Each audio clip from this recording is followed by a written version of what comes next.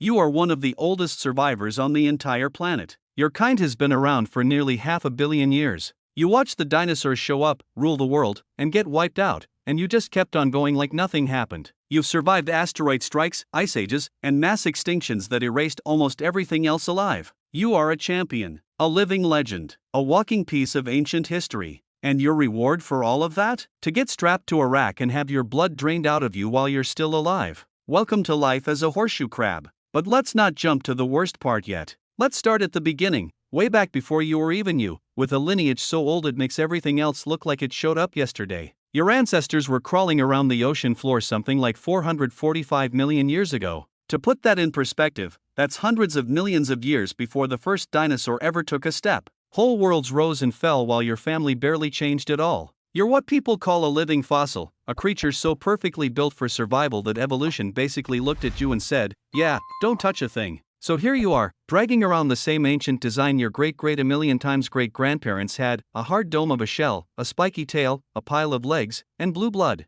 We'll get to the blue blood. Oh, we'll definitely get to the blue blood. But first, you've got to actually be born. And that, it turns out, is its own little nightmare. It starts on a beach. Once a year, when the tides are high and the moon is full, thousands upon thousands of your kind haul themselves out of the sea and pile onto the sand to breed. Your mom is one of them, dragging her heavy shell up the beach to dig a nest and dump out a clutch of eggs. And she doesn't lay a few. She lays tens of thousands. You are one tiny green bead among a mountain of siblings buried in the wet sand. You'd think those are decent odds. They are not, because every single bird for miles knows exactly what's happening. And that beach turns into the biggest open buffet in nature. Flocks of shorebirds drop out of the sky by the thousands, and they go to town. Some of these birds fly thousands of miles on their migration just to time it perfectly to this exact feast, fattening up on your family before continuing their journey. They gobble up your siblings by the billions, not millions, billions. The beach gets so packed with eggs that the birds barely have to move, just stand there and shovel them in. So before you even hatch, before you've taken a single breath of life, most of your brothers and sisters are already bird food. The whole reason your mom laid so many eggs is that nature already knows almost none of them are going to make it. You're not a precious only child. You're a lottery ticket, and most of the tickets lose. But let's say you beat those insane odds. Let's say you hatch. Out comes a tiny version of you, barely bigger than a speck, and you don't even have your tail yet. You wash out into the shallows and start the long, slow grind of growing up. And growing up, for you, is brutal in its own quiet way. To get bigger, you have to molt, which means crawling out of your own shell over and over again. Each time you do it, you're soft, defenseless, and basically a free snack for anything passing by. And you have to do this for years. We're talking around a decade of molting, hiding, and dodging predators in the muck before you're even an adult. A decade. Most creatures live and die in a fraction of that time, but you've got to survive 10 years of getting hunted just to reach the starting line of actual adult life. The whole time, everything wants to eat you.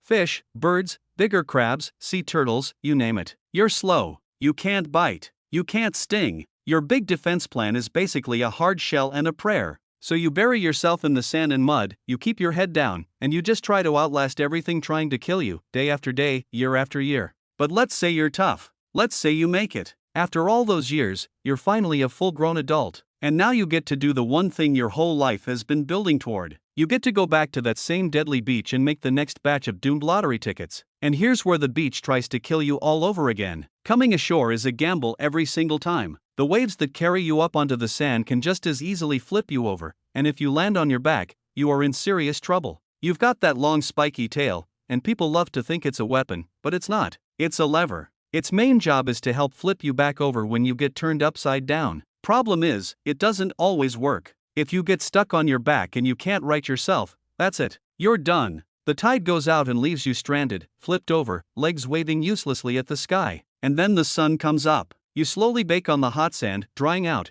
cooking inside your own shell. The gulls come and pick at your soft underside while you're still alive and can't do a thing about it. Every breeding season, the beaches are littered with the bodies of horseshoe crabs who came to make babies and ended up flipped over, stranded, and dead. You survived 445 million years of evolution, and you can still get taken out by a bad wave and your own inability to flip back over. But say you don't flip. Say you do your job, lay or fertilize the eggs, and crawl back into the sea. You made it. You're a survivor of survivors. Surely now you've earned some peace. Nope, because now we have to talk about the blue blood. See, your blood isn't red like ours. It's a stunning, almost glowing shade of blue, because instead of using iron to carry oxygen the way we do, you use copper. And that blue blood holds a secret so valuable that it turned your entire species into a resource to be harvested. Your blood has this incredible ability. The moment it touches certain bacteria, certain toxins, it clots almost instantly, trapping the threat in a clump of goo. It's an ancient immune system, your body's way of sealing off infection in a world full of nasty stuff.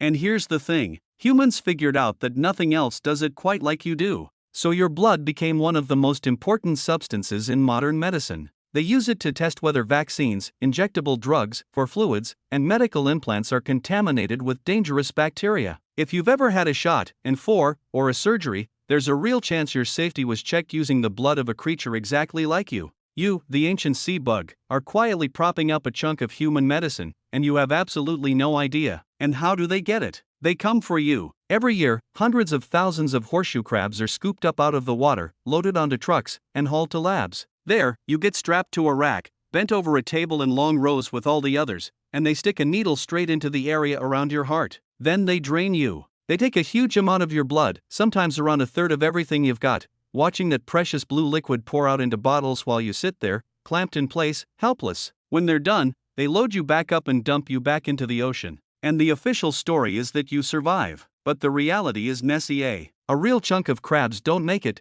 dying from the stress and the blood loss. And a lot of the ones who do survive come back weak, disoriented, and drained, sometimes too worn out to even breathe afterward. So you might live, technically, but stumble back into the sea half empty and too exhausted to make the next generation. Either way, you didn't sign up for any of this. You just got grabbed, bled, and tossed back like an empty bottle. And as if that's not enough, plenty of your kind don't even get the rack. They get chopped up alive and used as bait, sliced into pieces to bait traps for eels and sea snails. After almost 500 million years of survival, your ending can be as simple as getting cut into chunks so somebody can catch a different animal. Now zoom out and really feel the cruelty of it. You are one of the toughest, oldest, most unkillable designs in the history of life on Earth. You outlasted the dinosaurs. You shrugged off asteroid impacts and ice ages. You barely had to evolve because you were already nearly perfect at staying alive. And the thing that finally has your species in trouble isn't a predator, or a meteor, or a climate disaster. It's the one thing nobody could have seen coming. Your own blood became too useful. The very substance that kept your ancestors alive for hundreds of millions of years is now the exact reason humans line you up by the thousands and drain you. A species that showed up in the last blink of geological time looked at the oldest survivor in the ocean and went, "Your blood is handy, let's take it." So let's go back to the start. You were born one of the greatest survivors the planet has ever produced. And here's what that actually gets you.